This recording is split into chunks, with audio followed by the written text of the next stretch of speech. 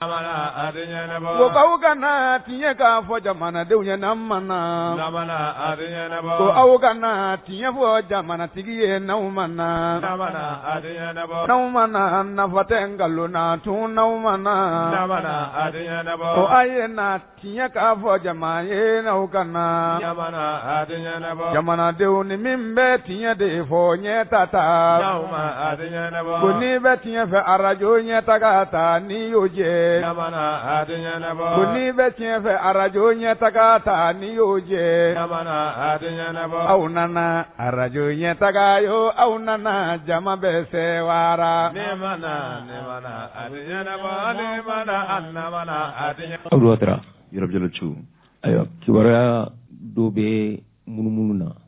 hakilila kibaruya a ka di kosɛbɛ ka d'a kan ko fɛn min ye CEDEAO ye k'u b'a fɛ ko ka yɛlɛma don u ka taabolo la kosɛbɛ Yɔrɔjɔlɔcu sɛbɛnfura y'a fɔ min ye CEDEAO jɛkulu maaw ye k'u ye hakilina ta hakilina minnu bɛna kɛ sababu ye u ka se ka wele bila Mali marabaaw ma u ka sigi ka kuma kɛ ka se ka ɲɔgɔn faamuya walasa min ye cɛmancɛ fanga ye a taacogoya ye kalafili koɲɛw ka se ka bila sen kan fanga ka se ka di jamana kɔnɔden gansaw ma janvier kalo tile 16 ni n'o bɛnna dimanche ma CEDEAO jɛkulu ɲɛma n'o ye Jean-Claude Kwasi Buru ye ale ka bɔlɔlɔ sanfɛ a ye sɛbɛnfura bɔ k'a fɔ min ye CEDEAO jɛkulu maaw ye u kɔni labilalen don ka Mali jamana ɲɛmaw kɔnɔ u ka se ka sigi ka kuma kɛ min bɛ kɛ sababu ɲuman ye ɲɔgɔn faamuya ka se ka sɔrɔ min ye gɛrɛndɛn ye n'o binnen bɛ Mali jamana kan ka se ka wuli ka bɔ an ka jamana kan sɛbɛnfura fana na kunnafoniya caman y'a jira k'a fɔ ko min ye Niger jamana ɲɛmaa ye n'o ye Mohamed Bazoum ye ale ka wulikajɔ fanga bonyana kosɛbɛ ni waati laban in na min bɛ se ka kɛ sababu ye ko gɛrɛndɛn ka wuli ka bɔ Mali jamana kan o kɛra sababu ye a ko a sera ka se CEDEAO jamana ɲɛmaa caman ma ka se ka hakilinaw yir'u la k'a fɔ ale b'a fɛ u ka wele bila Mali marabaaw ma u ka sigi ka kuma kɛ ka hakili jagabɔ kɛ min bɛ kɛ sababu ye ɲɔgɔn faamuya ka sabati CEDEAO jamana ɲɛmaaw ale ni Mali cɛmancɛ fanga ɲɛmaaw ni ɲɔgɔn cɛ o waleya ninnu n'u ta k'u lajɛ CEDEAO jamanaw kɔni datugulen don Mali ɲɛ min ye ɲangini ye ɲangini kɔni a bɛna kɛ sababu ye gɛlɛya kɔni a bɛ ka ɲɛsin Mali ma cogo min a bɛ ka ɲɛsin CEDEAO jamanaw fana ma o cogoya kelen na min ye Faransi fana ye ale kun kɛlen bɛ ka dansigi kɛ a ka pankuru n'o ye Air France ye o yamaruya tɛ tuguni o kana Mali jamana kan nka a yirala k'a fɔ ko Faransi kɔni ye kuma ɲɔgɔnya la sabati ni Mali ɲɛmaaw ni ɲɔgɔn cɛ a bɛna kɛ sababu ye Faransi pankuru kɔni a bɛna wuli n'a wulila ka bɔ Faransi a bɛna Moritani n'a bɔra Moritani a bɛ sɔrɔ ka na Mali kɔnɔ an b'a jigiya k'a fɔ ko hakilinaw ko olu sabatira ka ban nka min ye jamana tɔw ye n'o ye CEDEAO jamanaw ye minnu kɛlen bɛ ka dansigi kɛ u ka pankuru la u k'a kɛlen bɛ ka gɛlɛyaba lase u ma o de kɛra sababu ye u caman kɔni wulilen don bi k'a jira k'a fɔ u bɛna u seko bɛɛ lajɛlen kɛ min ye CEDEAO jamana ɲɛmaaw ye ani Mali taw u ka se ka sigi ka kuma ka ɲɔgɔn faamuya gɛlɛya in a ka se ka wuli ka bɔ jamana ninnu bɛɛ lajɛlen kan Abdou Yɔrɔjɔlɔcu nin ko in daminɛ an y'a fɔ ko an kelen tɛ kosɛbɛ o de la maa hakili juru carilen don ko o ye bataki ci u ma ko CEDEAO kosɛbɛ ko merci pour l'embargo ni jiginna kɔlɔn kɔnɔ ka fɛn in ci kosɛbɛ i m'a kɛ mɔgɔ la i y'a k'i yɛrɛ de la o i kelen de b'a kasala minɛ kɛ tɛ embargo dara Mali kan nka a kɔlɔlɔ kosɛbɛ Sénégal mobili minnu bɛ don Kolokani Kayi sira fɛ kosɛbɛ ko mobili 1000 tile kɔnɔ nɛgɛ ciment ani dumunifɛntɔw ni fɛnw a caman tiɲɛ tɛ siga t'a la an ka misiw bɛ taa i Côte d'Ivoire an ka bagan jagokɛlaw ko o fana tigɛra o tuma embargo a bɛ digi olu u m'a miiri kosɛbɛ waati la k'a fɔ k'a bɛ kɛ anw dɔrɔn de la anw tɛ dɛ a kɔlɔlɔ kosɛbɛ an ka minɛnw tɛ bɔ Dakar port de la u ka camion bɛ don mais nka anw ka minɛn anw dɔrɔn de bɛ taa Dakar port la awɔ n'o tɛ kɔgɔji bɛ Côte d'Ivoire a bɛ Benin a bɛ Mauritanie a bɛ Laginɛ ɔ nka Laginɛ olu y'an balimaw ye olu ye dayɛlɛ an ye a kɔlɔlɔ bɛ ka se wɔlɔfɔw fana ma don o don u ka mɔgɔw bɛ kuma la kosɛbɛ don o don ni kunnafonidilaw bɛ kuma la a degun ser'u ma awɔ Ala kama ko de don siga t'a la o tɛ k'an wele an ka sigi Ala kama ko de don a bɛ digi an bɛɛ de la o de la maa dɔw ko CEDEAO ko merci pour l'embargo maa caman y'o fɔ mɛnɛ tiɲɛ tɛ siga t'a la mais k'a da an ka jamanaw ɲɛmaaw ka hakilina kan jamana mɔgɔkɔrɔbaw a n'an ka kalankɛlaw a n'an ka diinɛ ɲɛmɔgɔw ka duwawu a tɛ nin ye bɔda bɛ ka sɔrɔ duwawu min kɛra jumadon kosɛbɛ kuranɛjigi minnu kɛra juma kuranɛjigi minnu kɛra Tal Mahamani ka misiri la Sibiridon kosɛbɛ a minɛna dɛ a minɛna tiɲɛ tɛ sigata o ma fo kanga na ko sigi ka fo a kololo tan kelen kan ayi o tuma Abdou Ibrahim Jalatu ni an ka maa welela wulwelelen kuncili ka di kosɛbɛ u ka taa ni maa yi wele taa wele jaabi an b'a fɔ ko Ala a barika inshallah alhamdulillahi rabbil alamin tabarikala naumana arajo nyeta yo naumana nyamana adinya nabo ko naumana nyeta jama ko do naumana nyamana adinya nabo ko naumana dogi baru kuma sira naumana nyamana adinya nabo ko naumana tinyati kunundo do naumana nyamana adinya nabo ko naumana arajo nyeta gala naumana nyamana adinya nabo ko naumana jama be sigile no naumana nyamana adinya nabo ko naumana lame ba jama sigime naumana nyamana adinya nabo ko faukana mali kono ni mali ko ka faukana nyamana adinya nabo ko naumana ga arajo te kuma bi naumana nyamana adinya nabo ambalmau anga jamana nyama colonel Assimi Goïta hunungo tene no bena janvier kalo tile 17 ma sanba 2022 min ye Mali lasigiden kura ye Espagne kaw fe jamana ɲɛma ye ale bisimila fanga dagayɔrɔ la kuluba hakilina ni laɲiniw ni y'u ta k'u lajɛ Abdrahamani Babi ale de ye Mali lasigiden kura ye min kan ka bila ka taa Espagne jamana kan ka taa Mali lasigidenw ani maliden minnu bɛ cakɛla ye ka se ka olu dɛmɛ u ka baaraw la ani Mali ni Espagne ka bolidi ɲɔgɔnma a waleyaw ka se ka lasinsin min ye ɲɛta ye sɔrɔ yɛrɛ koɲɛw la u ka se ka lasabati o waleya ninnu bɛɛ lajɛlen ka se ka bila sen kan Abdrahamani Babi a bisimilalen jamana ɲɛmaa fɛ a ko ale bɛ jamana ɲɛmaa fo a ka wulikajɔ ni cɛsiri la wa wulikajɔ ni cɛsiri minnu bɛ ka kɛ jamana ɲɛmaa fɛ n'o ye colonel Assimi Goïta ye a hakilina ni laɲiniw tɛ dɔwɛrɛ ye bi min ye Espagne jamana ni Mali jamana ye u ka se ka fara ɲɔgɔn kan a hakilinaw fana na min ye baara kalanko mɔni yiriwa jamana yɛrɛ nafasɔrɔ siraw la o hakilina ninnu bɛɛ lajɛlen ka se ka lasinsin ale b'a jigiya k'a fɔ jamana ɲɛmaa colonel Assimi Goïta a ka jija fanga ka bon o waleyaw la wa ale fana na i seko bɛɛ lajɛlen kɛ a n'a nɔfɛmaw ani maa minnu kan ka bɔ yan ka taa Mali yɛrɛ nɔrabila kɛ Espagne jamana kan u ka baaraw ka se ka kɛ jamana ɲɛmaa ka laɲini na ani maliden fantan naani bɛɛ lajɛlen ka hakilinaw na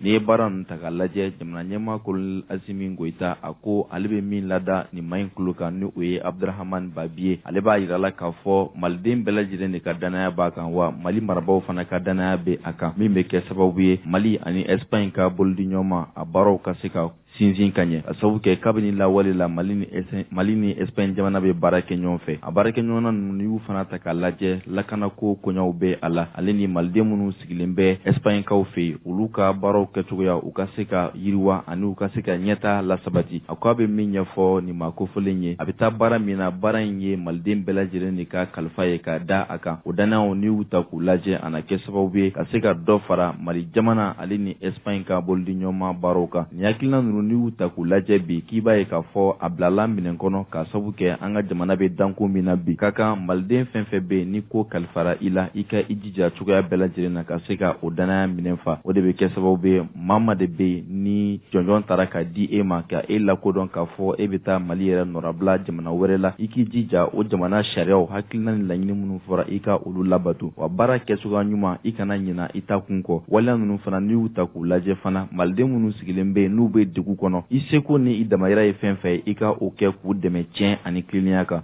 wa kunnafoniya fɛn fɛn bɛ yen ni a sɔrɔla kunnafoniya in ka ta k'a lada jamanatigiw tulo kan a kɛra yen taw ye a kɛra Mali taw ye min bɛ kɛ sababu ye sanga ni waati hakili falen min bɛ kɛ ɲɛta ye jamana fila ma jamana fila bɛɛ lajɛlen ka se ka kala ɲɔgɔn na diɲɛnatigɛ donna nataw la jamana bɛɛ lajɛlen ka se ka tɔnɔ sɔrɔ nin bolidi ɲɔgɔnma in na nin hakilina ninnu la sabatira kunun ko fanga dagayɔrɔ la kuluba an ka jamana ɲɛmaa colonel Assimi Goïta fɛ ale ni Mali yɛrɛ lasigiden kura Espagne jamana kan n'o ye Abdrahamani Babi ye naumana arajo ɲɛtaga yo naumana ɲamana adinya nabo ko naumana ɲɛta jama ko do naumana ɲamana adinya nabo ko naumana dogibaru kuma sera naumana ɲamana adinya nabo ko naumana tiɲɛti kunun dɔ do naumana ɲamana adinya nabo ko naumana arajo ɲɛtaga la naumana ɲamana ko n'aw mana jama bɛɛ sigilen don n'aw mana ko n'aw mana lamɛnbaa jama sigilen bɛ n'aw mana ko faw ka na Mali kɔnɔ ni Mali kɔ ka faw ka na ko n'aw mana n ka arajo tɛ kuma bi n'aw mana ne baw ka na ka tiɲɛ fɔ malidenw. Abdou fɛn min ye bɛrɛbɛrɛtɔn far an ka wuli Modibo Sidibe ka bɛrɛbɛrɛtɔn tɛ kosɛbɛ k'u ye u ka lajɛba dɔ n'a bɛ fɔ o ma ko congrès a dayɛlɛnna sibiri don k'a kuncɛ kunu k'a kuncɛ dimanche kari e tun bɛ yen kosɛbɛ Yɔrɔm Jalisu i n'a fɔ i y'a fɔ cogo min na far an ka wuli Modibo Sidibe ka jɛkulu tɔnba de don an balakaw ani sifinakaw olu ka ɲɔgɔn ye de baaraw tun bɛ sen kan a kɛnɛ ka parti politique caman tun bɛ yen min ye Mali kura ye Mali kura ka jɔ n'an b'a wele ko le Mali nouveau ale ni Assise nationale de la refondation a koɲa ninnu parti politique ya caman y'a seereya ka fɔ a fanba yɛrɛ hakilina a bɔra Modibo Sidibe kosɛbɛ ka sabu kɛ ko k'a to fanga la tuma min na Ala ma hinɛna Amadu Tumani Ture la fanga b'ale bolo ani ale ye baara caman kɛ ɲɔgɔn fɛ yɛlɛma caman fana dora jamana marali la o la fanga bɔlen kɔ ATT bolo a sigira k'i ɲɛmada a farala M5 jɛkulu maaw kan ka kɛ sababu ye ka se ka fanga minɛ Ibrahim Boubacar Keita la Ala ma hinɛna la o bɛɛ lajɛlen tɛmɛlen kɔfɛ min ye jamana kɔni koɲaw ye u ma sigi ka u bolo da u sen kan ni ko bɛ yen u b'u fɛlata n'u hakilinata fɔ hali juma taamakɛyɔrɔ in na a tun bɛ o kɛnɛ fana kan a ka jɛkulu baara in na sibiridon min ye parti politique caman ye i n'a fɔ RPM i n'a fɔ URD u n'a ɲɔgɔnna caman a ɲɛmaabaw olu bɛɛ tun bɛ kɛnɛ kan olu bɛɛ y'a seereya ka fɔ far an ka wuli jɔyɔrɔ bɛ u la bi jamana yɛrɛ jɔli la wa jamana ɲɛta ani jamana kolosuma hakilina ni fɛɛrɛ minnu kan ka ta n'o bɛ kɛ sababu ye ka se ka Mali basigi lakanako la dunkafa koɲɛw la kalanko hali kɛnɛyako ko far an ka wuli jɔyɔrɔ ka bon a la kosɛbɛ a kɛnɛ kan parti politique caman tun bɛ u ɲɛmaaw olu ye dantigɛli kɛ o dantigɛli ninnu an k'u lamɛn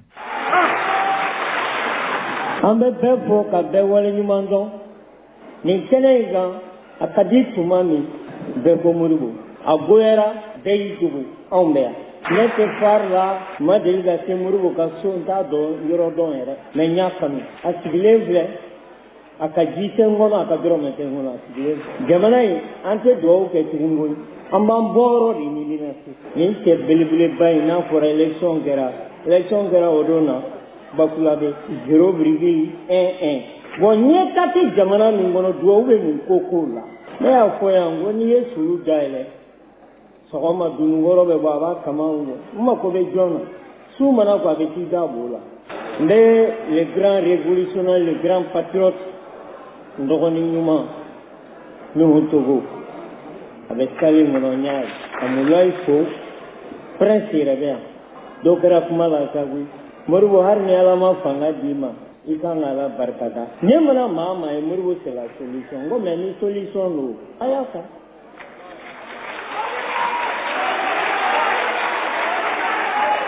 ne tɛ jeli ye ne ye kabilatigi de ye ne ye dugutigi de ye n b'i fo parce que e ni Amadu Tumani Ture nin y'a san 30 ye anw jɛra APD y'i yira an na don min fo ka se bi ma i ye min kɛ Mali ko la opération riz national i ye min ko la ka fɛn bɛɛ kɛ dunkafa ka se ka sabati Mali kɔnɔ ka baara kɛ santé n'o ye a bɛ fɔ min ma kɛnɛya ka se ka kɛ fɔ togodaw la n'an b'a fɔ a ma ko a bɛ fɔ min ma ko dɔgɔtɔrɔsow ka dilan fantanw ka se ka furakɛ Modibo n b'i fo fila la. san 30 baara danbe n y'o de fɔ n ko politique ka yɛlɛma n'i ye kɛnɛ in ta k'a lajɛ a lakurayalen de cogo min a labangelen de cogo min maaba min sigilen bɛ kɛnɛ kan Mali ɲɛna a tiɲɛna aw bɛɛ jɔyɔrɔ b'a la démocratie nana an ye fanga ta an ko jamanadenw ma ko yɛlɛma bɛna kɛ pour que danbe ni hɔrɔnya ka se ka segin fanga ka kɛ suɲɛni ni kalabanciya ka ban fanga la hɔrɔnya ka don maabadenyaw ka don halalayaw ka don pour que jamana ka se ka ban an y'o san 30 kɛ suɲɛni warala maaw nana maa fila de bɛ politique kɛra min ye politique tiɲɛ denmisɛnnin ni baara t'o bolo o hakila ko kan ka don politique la pour que ka politique kɛ ka nafa sɔrɔ a la ani cɛkɔrɔba min n'olu ka maaya surunyana ka ban olu ka don k'o denw placer o de ye politique tiɲɛ Mali la. an bi kɛnɛ min kan ni yɛlɛma ma kɛ ka danbe ta ka hɔrɔnya ta ka halalaya ta ka politique kɛ n'a ye ka politique kɛ ka fanga ta ko an ka don tiɲɛni na ka an denw placer ka fɛn bɛɛ kɛ tiɲɛni ka kɛ Mali kɔnɔ yɛlɛma kan ka kɛ Mali tɛ se ka taa ɲɛ fo ka tiɲɛ wuli n'o tɛ don min Adama nana fanga la bɛɛ tun ka yɛlɛma tun bɛ kɛ don min Amadu Tuma Ture nana bɛɛ tun bɛ yɛlɛma kɛ an ka hakili jagabɔ k'a lajɛ mun de kɛra Moribo n bɛ fɛn fila farati ye Moribo maa dɔ tun bɛ yan ni bɛɛ tun hakili la n'a tun ma sa di Ala ka hinɛ la n'o ye Sumala Sise a tun bɛ fanga ta parce que Maliyɛn hakili la k'a bɛɛ hakili Moribo il faut qu'il ka équipe sɔrɔ hali n'i b'o recruter mais équipe bɛ ɲini cogo di retournons à l'histoire Moribo Keyita nana ka wuli k'a fɔ k'a bɛ fanga ta opération taxi y'a jira a dara maa min na k'a fɔ k'a bɛ Mali kɛ ja olu de ye nsogo ye olu de ye kalabanci ye olu de ye nata Moribo la bi Moribo Keyita fanga tun ka jigin a tun b'a fɛ parce que a ɲugula maaw la mun ma fɔ e Modibo ma coup d'état lankolon min kɛra a y'a n'a ka maaw fɛ o de ye Mali bila ka a fɔra e ya ko mobili tun b'i ka foro la a fɔra e Modibo ye fɛn bɛɛ fɔra i ma parce que i ka jɛya ani ka hɔrɔnya ani ka danbe ma fɔ Modibo mɔgɔ tugulen t'i la ko parce que ko i ye Modibo tugulen mɔgɔ tugulen b'i la parce que i bɔra danbe de la i lamɔna i ka du kɔnɔna na i fa ka du kɔnɔna i ba ka du kɔnɔna na i kɛra ministre ye i tun bɛ yen maaw b'i bonya i fa ani ba u ka danbe de kama Modibo n'i bɔra i ka kɛcogo in na Maliyɛnw bɛ se i la Modibo ni mɔgɔ saba kan ka fanga ta i tɔgɔ b'o la mɔgɔ saba la Modibo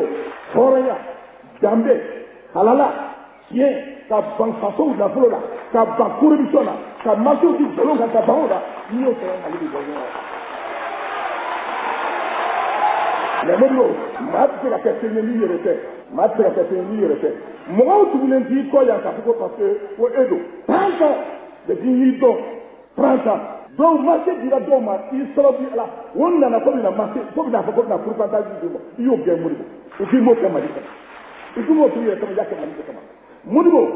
il faut bi sinon ne taara mission d'état dɔ la n y'o de fɔ an ye chance sɔrɔ ministère de la défense la n taara n ye ɲininkali kɛ ministre de la défense chinois ma n ko i y'a kɛ cogo jumɛn ka tɛmɛ a ka taa ni san 40 ye an tɛ Chine dɔn nɛgɛso dɔ b'o bolo an tɛ Chine dɔn se de b'o k'a fɔ se b'o ye mais n ko a y'a kɛ cogo jumɛn pour k'a ka développer Modibo n'i nana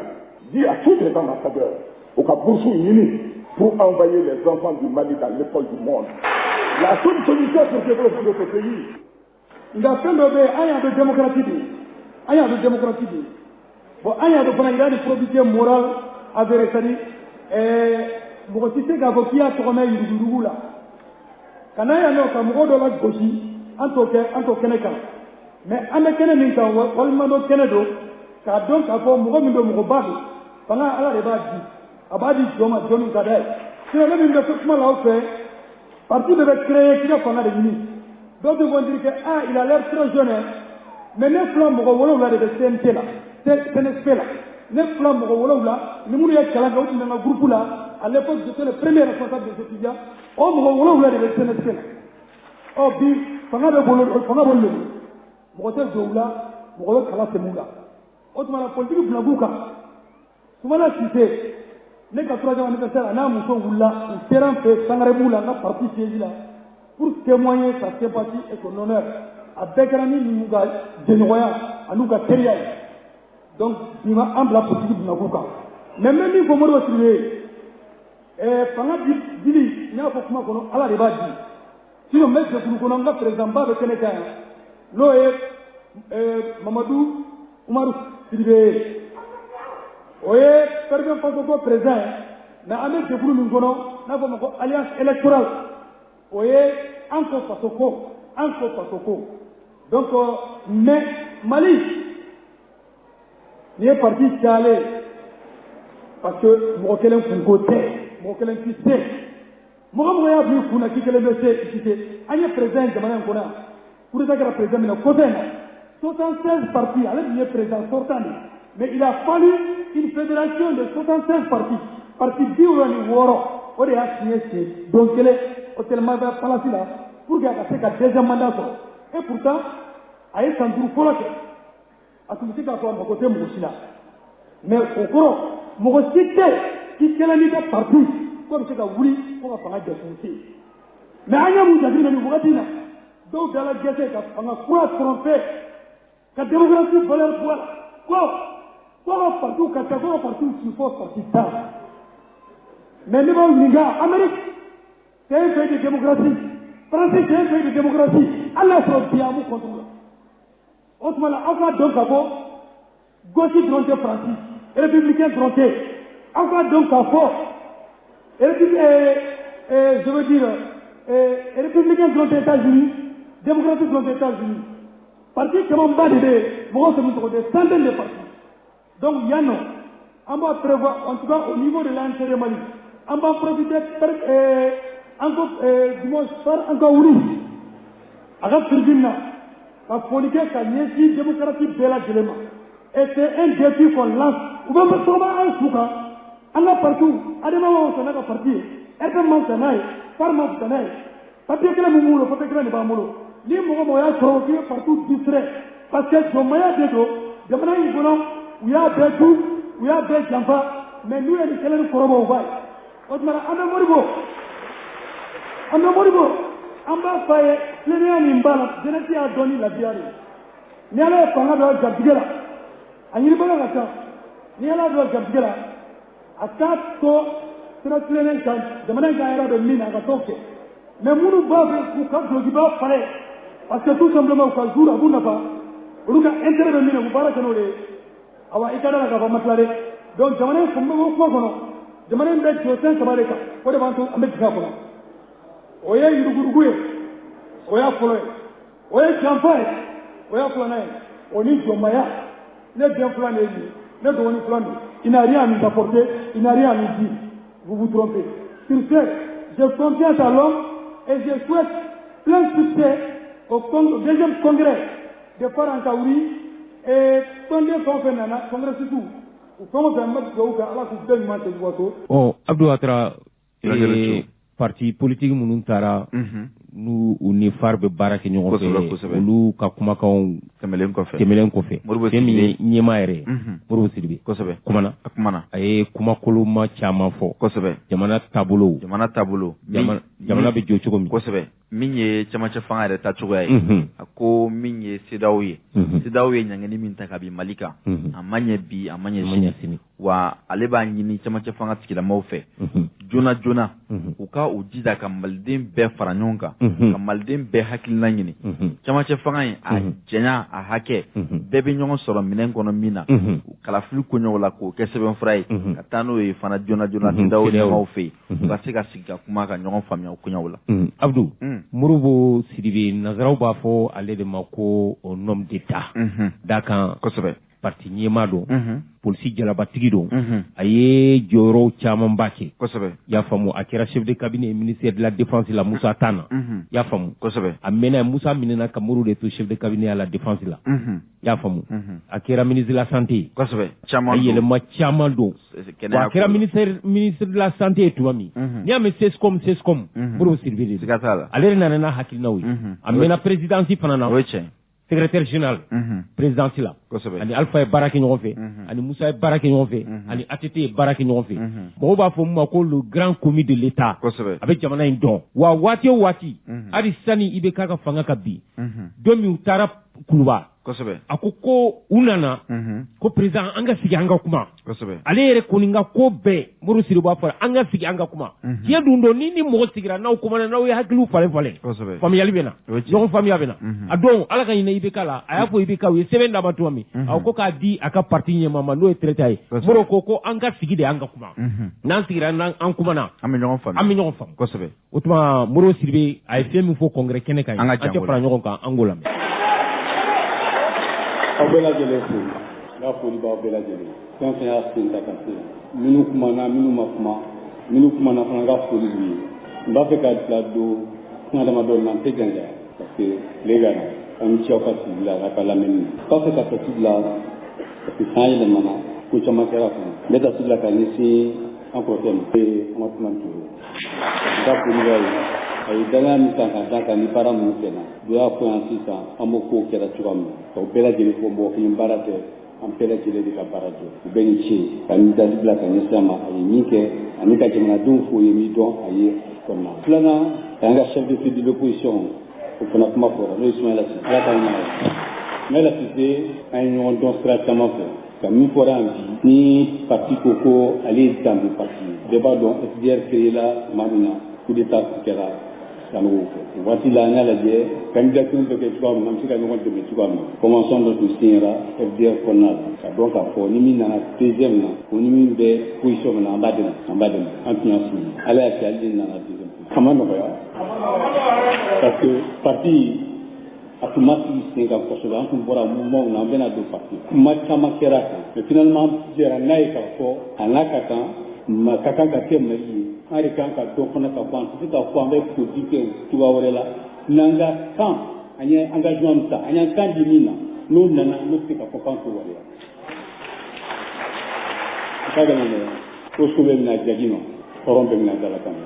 n'an ko denmisɛnninw k'a lajɛ u ka na don politique la ko politique kɛ lankolon ye an minnu b'a ɲɛma f'an ka yira ka fɔ sira ye donc fa o tuma na n y'a décidé ka Ismaila Cissé soutien o foli o bɛ yen an tilara ka ɲɔgɔn sɔrɔ opposition républicaine et démocratique kɔnɔ an ye baara kɛ ɲɔgɔn fɛ o la yɔrɔ parti damadɔ bɛ yen ka daminɛ mandat fɔlɔ la fo ka taa se ma fo ka bi binni la olu de tun ye opposition kɔnɔna la an tun bɛ yen an ye baara caman kɛ ɲɔgɔn fɛ an tɛna sigi bɛɛ ka yan nɔ dɔw da sera a ma foli dɔ b'o ɲɛsin fana président Alpha Umaru Konare ma danaya min ta ka ɲɛsin a ma ka baara dɔw kalifa an na a baara kɛra cogoya min na Adama bɛ yan professeur Ali Nuhu Jalo bɛ yan parce que n ka ministère la fɔlɔ n'o ye santé solidarité personnes âgées a ma nɔgɔya tuma dɔw la mais a bɛ min ɲini n'o ye santé ka ɲɛta ye ani kɛnɛya jamanaw ma jamanadenw ma an ye ɲɔgɔn sɔrɔ o kɔnɔna la parce que baara dɔw kɛra hali bi a nɔw bɛ yen an ye fondamental dɔw sigi sen n ka foli b'u bɛɛ lajɛlen ye u ye danaya min ta ka ɲɛsin an ma ani baara minnu kɛra o kɔnɔna la bɛɛ ni ce kuma caman fɔra ne tɛna sigi a bɛɛ kan n b'aw bɛɛ lajɛlen an bɛ ɲini ala fɛ an n'aw bɛɛ kuma na an sera bɛɛ ma a y'an kunbɛn aw fana taara ka taa se mɔgɔ wɛrɛw ma nin bɛɛ kun ye mun ye Mali nin bɛɛ kun ye mun ye Mali donc bi n bɛ sigi a kan min b'an bɛɛ dala jɛ n'an bɛ se ka kun o kɔnɔna la o ye le Mali en commun an bɛɛ bɛ taa bi an bɛɛ jɛ ni Mali ko don ni jamana ko don ni jamanaden ko don an bɛɛ bɛ se ka ɲɔgɔn sɔrɔ kɔnɔna la fɛn dɔ kan min bɛ se ka jamana ni kɔni kunna ni ka jamana la taa donc kuma ɲɔgɔnya an bɛ continuer a fɛ n'ala sɔnna ka se ka lajɛ an bɛ min kɛ jamanadenw ye o kɔnɔna la an bɛ bɛɛ min sinsin k'u kɛ o kɔnɔna la donc bɛɛ kɔntan bɛɛ lajɛlen kan par tɔndenw ka foli b'aw ye par sympathisants ka foli b'aw bɛɛ lajɛlen ye n b'an ka délégués bɛɛ lajɛlen fo n b'a dɔn gɛlɛya min tun bɛ caman kan ka bɔ sigiyɔrɔ la ko kana mais ko k'u kɛ k'u kana aw bɛɛ ni ce nin ye congrès filanan ye aw ye mɔgɔw ka kuma mɛn fɛn fɛn tɛmɛna bɛɛ ko fa aw bɛ min kɛ aw ka kɛwalew aw ka kuma aw ka position an b'a dɔn min b'a kɔnɔ an b'a dɔn an bɛ k'aw kɔnɔ min bɛ bɔ aw ka kɔngɔrɛ min kɔnɔ ka se ka baara kɛ n'a ye jamana ma nana o kɔrɔ ye ka fɔ an k'an cɛsiri k'an cɛ cɛsiri ne tɛmɛ kuma na n bɛna bɔ a la n bɛna sœur dɔ fo o ye madame Sikaya kosɛbɛ n b'a ta dɔrɔn an ko Mali dɔrɔn an ye min ko kɔnɔna hali an ka présidence an ye ɲɔgɔn sɔrɔ kɔnɔna la cogoya min na ka baara kɛ kɔnɔna la ka ɲɛsin jamana ma ka tila ka yɔrɔ sɔrɔ yɔrɔ fɛ M5 kɔnɔna la révolution citoyenne kan b'a wuli cogoya min na ani ciya ka cɛsiri la ani ciya ka fɛn an bɛ min kɔnɔ sisan a ka gɛlɛn mais an ka ta ni hakili ye an bɛ se ku caman la Maliyɛnw an bɛ se k'an jɔ k'a fɔ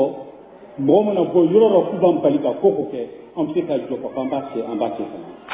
mais dugu tɛ foyi ɲɛnabɔ bamananw ka kuma tɛ tuma dɔw la i t'i manɔgɔ min fosi o ka fila k'i tɛbɛ siri fili i bɔcogo bɛ gɛlɛya dɛ i bɛ bɔ a bɛ dan fɛ an bɛ yɔrɔ min na bi ka mɔgɔw hakili sigi ka kɔrɔkɔ kuma fɔ mɔgɔw ye ka dɔn an b'a kɛ cogoya min na ka ni kunbɛn o ka kan a kɛra a ma diya n ye fana a ma bɛn an y'a fɔ a ma bɛn u ye dan sɔrɔ ko dɔw la mais bibi an b'o bɛɛ kɛ mais an ka hakili sigi ka miiri an b'an fara ɲɔgɔn kan cogo min an b'a ɲini an ka ɲɛmaaw ma cogoya min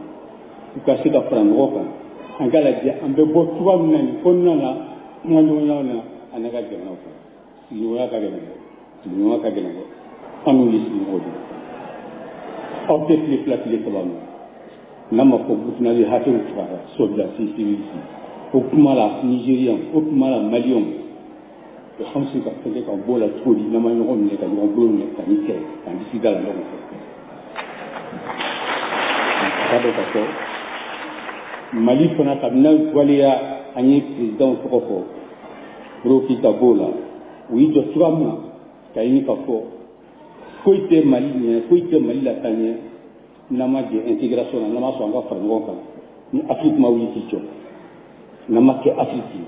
n'an ma to Afrique o jamana u tɛ se ka don kɛlɛ fasuguya dɔ la an ka lajɛ an b'a sigi cogoya min na intérêt bɛ se ka sigi cogoya min na ɲɔgɔn kan ka baara kɛ an n'u ka ɲɔgɔn faamu an ka se ka bɔ nin kɔnɔna na an bɛ bɔ fana inshallah ka kɛ bɔli ye ka kɛ hɛrɛ ye bɛɛ ma mali ma malidenw ma a n'an sigi ɲɔgɔn ma parce que an tɛ taa ɲɔgɔn fɛ n'i ye baara dɔw kɛ ka sira dɔw ci cogoya min na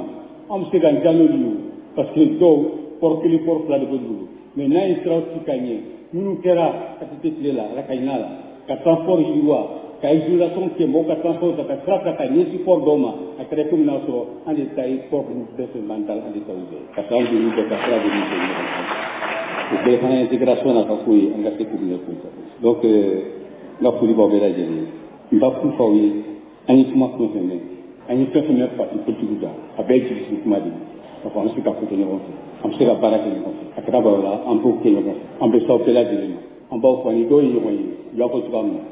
ani dɔw fana bɛ kuma la u y'a fɔ cogoya min na ni ala sɔnna an bɛ ɲɔgɔn sɔrɔ o de y'a ta ye an bɛ ɲɔgɔn sɔrɔ donc aw bɛɛ lajɛlen fo dan tɛ foli min na a ni ce aw nali la a ni ce aw ka tɛmɛbaya min y'a jira an na far la ani far tɔndenw la ani far bɛ sira min kan an y'a mɛn a ni ce n'an fana bɛ sira min kan an y'a ladilikan bɛɛ mɛn a b'a bɛ wuli an b'a fɛ an ka ko fɔ an bɛ se ka baara kɛ n'a ye cogoya min n ka foli b'ale baw ye min aw natɔ min m'aw sɔrɔ o fɔlɔ sen dɔ sɔrɔ jamana ala ka basigi ka kolo sɔnna jamana ala kana ni bɛn ala kana ni nɔgɔya n b'aw bɛɛ lajɛlen fo bana min bɛ yen ala k'an bɛɛ lajɛlen kisi a ma ala ka tanga ma ala ka wuli ka bɔ jamana kɔnɔna la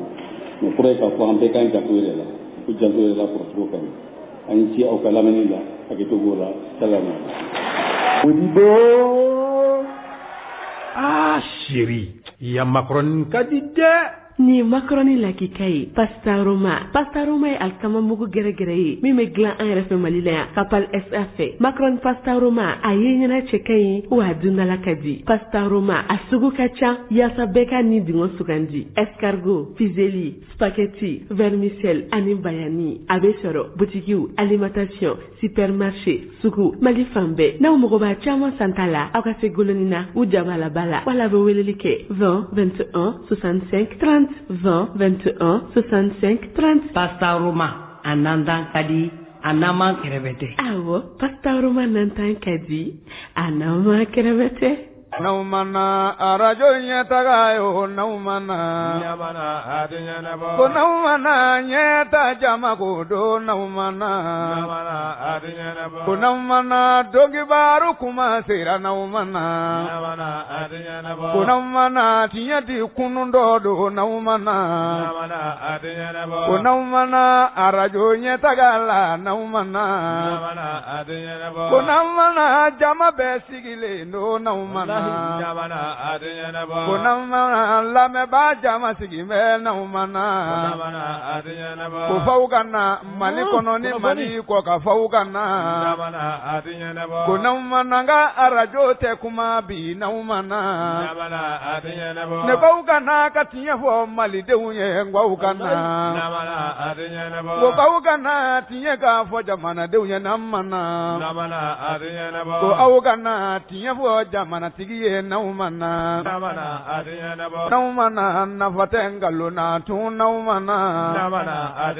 o a ye na tiɲɛ k'a fɔ jama ye n'aw ka na jamanadenw ni min bɛ tiɲɛ de fɔ ɲɛta ta ko n'i bɛ tiɲɛ fɛ arajo ɲɛtaga ta n'i y'o jɛ ko n'i bɛ tiɲɛ fɛ arajo ɲɛtaga ta n'i y'o jɛ aw nana arajo ɲɛtaga yo aw nana jama bɛ sɛwara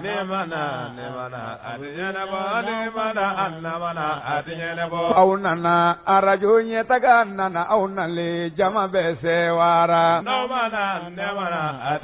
ko aw nana ɲɛtaga yo aw nale jama bɛ sɛwara Abdou Yaranjalachu a fɔra ko avion nana ko kɛlɛkɛminɛnw caman sanna kosɛbɛ nka fɛn min ye cɛmancɛ ye ni k'a daminɛ Yuwaru Jɛnɛ Duwanzan Koro ninnu ani Bayɛlɛraw ko lafiya ma dɔn yen kosɛbɛ dɛ Dana Amasagu maaw a bureau maaw bɛ an bolokɔrɔ sɔgɔmada in na kosɛbɛ u ko Pɛtɛga kalo dugu de ko Pɛtɛga ani mado bɛ Duwanzan ye kilo 11 k'u ye mɔgɔw lajɔ mobilitigiw ni katakitanitigiw k'u lajɔ Allahu akbar k'a fɔ cɛ dɔw ye k'olu ka taa fɛn fɛn bɛ bɔ dugu wɛrɛ la k'olu ka taa ko Pɛtɛgakaw u y'olu da k'u kantigɛ Allahu akbar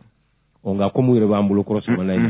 an t'u lamɛn kosɛbɛ n balimaw sɔgɔmada in na radio ɲɛta kɔnɔ an bɛ maa dɔw bisimila o ye a kuma fɔlɔ o ye Alimawulu Ongoyiba ale ye Dana Amasagu bureau ma ye secrétaire administratif Isa Dunɔ ale ye ladirikɛla kelen ye Dana Amasagu la Dana Amasagu n'i y'o fɔ i hakili bɛ jigin donso minnu n'u ko k'u bɛ u faso lakana dɔgɔnɔw don olu ka jikuluba de don nka sɔgɔmada in na ni maa fila u bɛ an bolokɔrɔ kibaruya b'u bolo k'a lase jamana kɔnɔdenw Isa ni sɔgɔma ni sɔgɔma i Dunɔ nba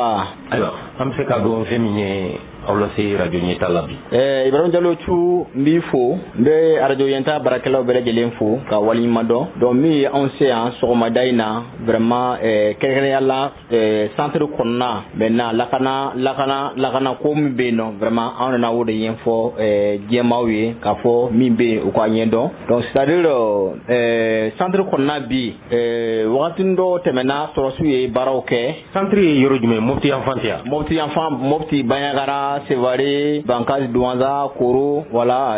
o zone kɔnɔna de don donc ay Dana Amasagu bɛ o zone kɔnɔna na vraiment donc wagati dɔ tɛmɛna sɔrɔsiw nana o ye baara dɔɔni kɛ o ye frappe dɔɔni kɛ et puis donc siraw kɔnɔna na siraw dɔɔni libéral dɔɔni mais en réalité k'a fɔ ko bɛ papalikɛla ninnu halisa o bɛ janka wologi la vraiment donc halisa an b'a jamanadenw bɛɛ ladɔnniya k'a fɔ ko min bɛ yen k'a fɔ ko kɛlɛ banna kɛlɛ ma ban halisa kɛlɛ tɔba de bɛ yen donc halisa k'a fɔ ko mɔgɔ bɛ taa sira fɛ ka taa dɔgɔ jɔ ka na donc vraiment o lafiya tɛ yen hali kunu anw kɔrɔ yan vraiment min kɛra Pɛtɛga Duwanza ni Pɛtɛga ça fait 11 km min kɛra donc voilà n tɔgɔ kelen a da bɛna s'o ma donc voilà tagasegi a ma nɔgɔya donc n bɛ wele bila halisa an ka autorités ye o bɛ baara la mais u ka jija halisa u ka dɔ kɛ parce que baara dɔ bɛ ka kɛ mais baara tɔba de bɛ yen donc en réalité lakana ma sabati kosɛbɛ lakana yɛrɛ tɛ yen fɔlɔ parce que a tɛ yen lakana tɛ yen mun na parce que an ka mɔgɔ 100 ni kɔ minɛna donc ne delila ka waati dɔ tɛmɛna ne delila o kuma in fɔ yan halisa mɔgɔ 100 ni kɔ u bɛ otage la o ye kalo 3 min a bɛ kalo joli sisan a bɛ kalo 3 bɔ u bɛ otage la o si ma ye mɔgɔ kelen ma ye halisa mɔgɔ kelen ma ye kari kelen kɔnɔ mɔgɔ joli bɛ se ka don a kɔnɔ a tɛ mɔgɔ 70 bɔ kari kelen kɔnɔ a bɛ mɔgɔ 70 bɔ karo 3 mɔgɔ o de enlevé halisa o su ma ye o ɲɛnama ma ye o su ma ye o ɲɛnama ma ye halisa o ma ye donc n'a y'a fɔ ko lakana sɔrɔla lakana bɛ yen fo ne fɛ wɛrɛ fɔ sinon lakana tɛ yen anw fɛ lakana tɛ yen dɔgɔnɔdugu la lakana tɛ yen voilà donc et puis o bɔlen kɔ a la tuguni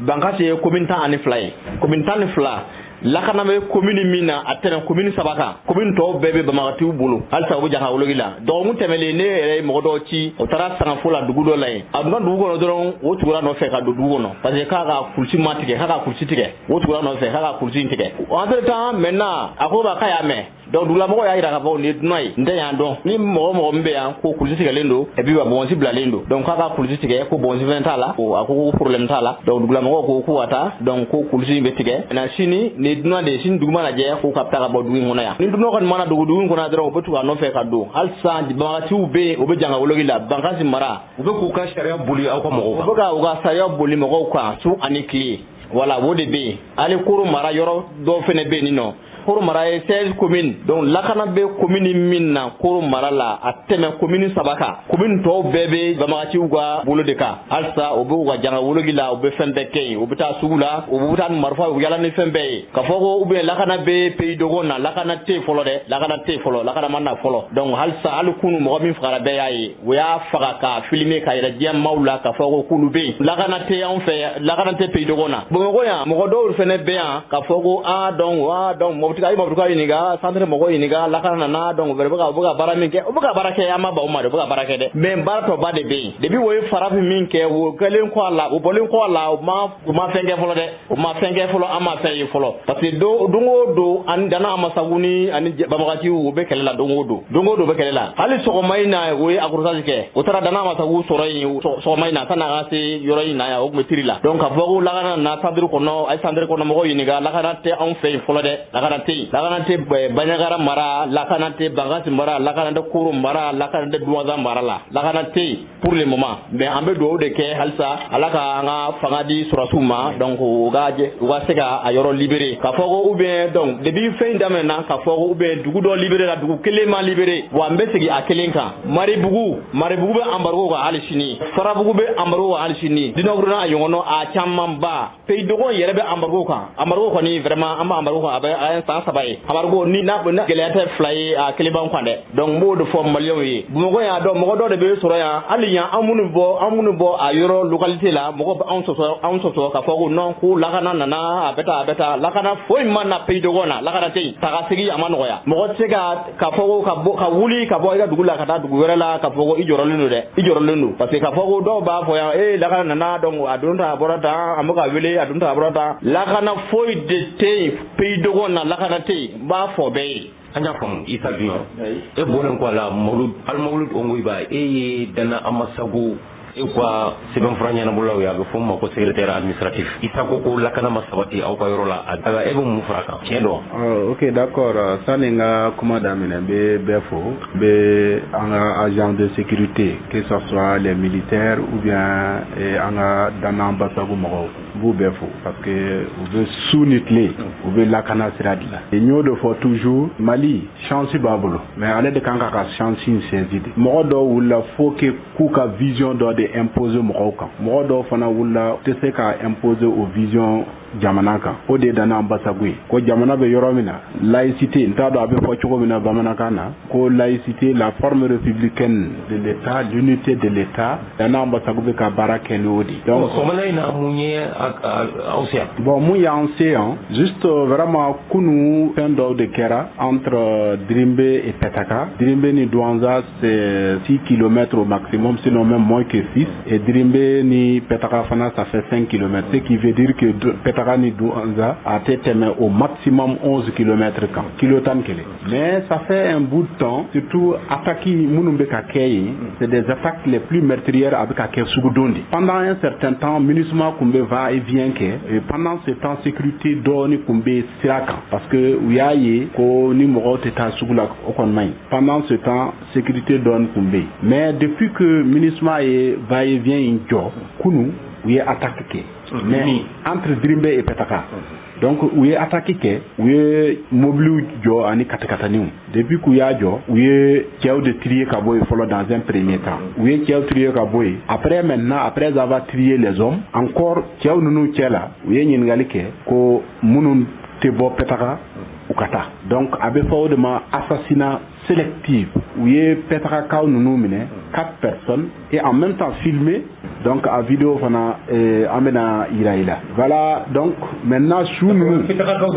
c'est ça le Pétakakaw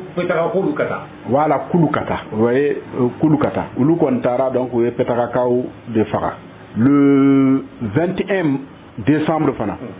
u kun nana Pétaka où il y a roquette plat de lancer. Quel m'a explosé. Donc, moi m'a explosé le lendemain, armée nana oti. Mais bien avant ça encore, il y a roquette de lancer. Là, en ce moment, il y a munissement morode. Munissement morode Tara, quoi, génie militaire au loup de Tara, roquette explosé. Je crois que le problème d'Obé est vraiment croyant. Mais on sait qu'il y a un problème général de dos. Surtout aujourd'hui, avec WhatsApp, tellement que information à diffusion qu'a télé. Alors qu'à Tchamambe, soit c'est pour faire des propagandes, d'Obé c'est fait sciemment aussi, donc pour détourner l'attention des gens au truc. Alors que ni sécurité B, ni fin B, Mounumbe aux zones qu'on a. Ou de Bagnedo.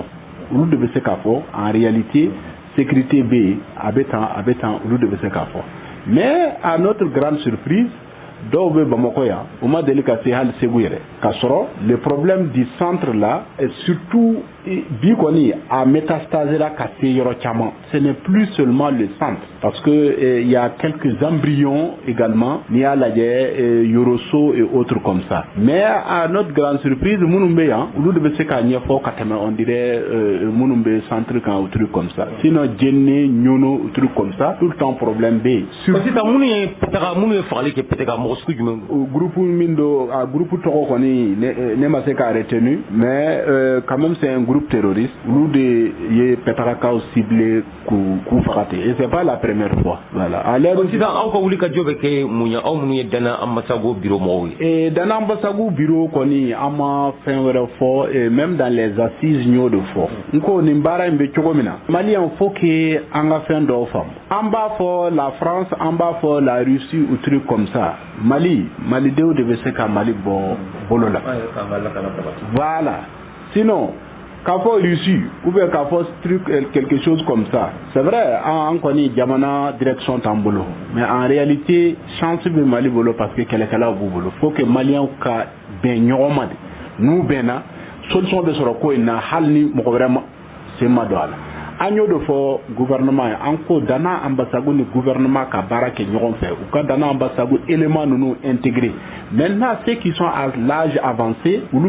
c'est la réinsertion. No kera dana ambassade depuis 63 anya yo do be ka marfata gouvernement kama dana ambassade ma delika minda contre l'armée sur la cité mumbe se ko fo dana ambassade n'a jamais attaqué une caserne militaire de l'armée malienne on m'a délicaté. Dans ce pays là on dirait que mo munu mbuka grifuira ou nous devait être en compte alors que souvent ils sont contre l'État. Bi en Befeka accord d'Alger ni fenga nous la walea kasoro on a des gens qui sont là pour aider l'armée ou nous t'avait négligé. Vous voyez? Osita Maulud ika kuma kunche kuma ijme. Et jamana deun faut que tiens la anga ñokon la met. Surtout munu ka objectif yu kele. En tate do wereo Mali, anko Mali de amma fin were fo amma saria fo sigi qui va à l'encontre de l'État malien. Donc faut que anga ñokon la meilleur de ka barake jona de parce que sécurité est fermée, ça ne peut pas attendre.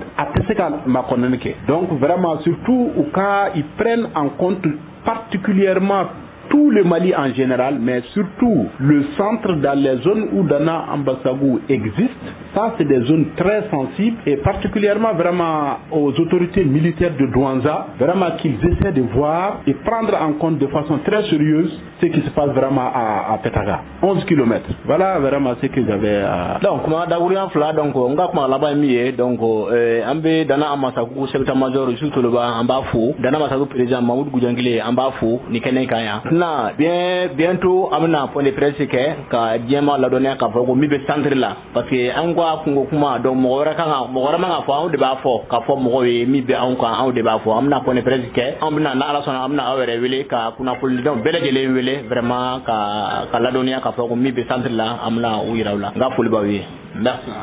Naumana arajo nyeta yo naumana nyamana adenya nabo ko naumana nyeta jama ko do naumana nyamana adenya nabo ko naumana dogi baru kuma sira naumana nyamana adenya nabo ko naumana tinyati kunundo do naumana nyamana adenya nabo ko naumana arajo nyeta gala naumana nyamana adenya nabo ko naumana jama besigile gindo naumana kunamana lameba jama sigime naumana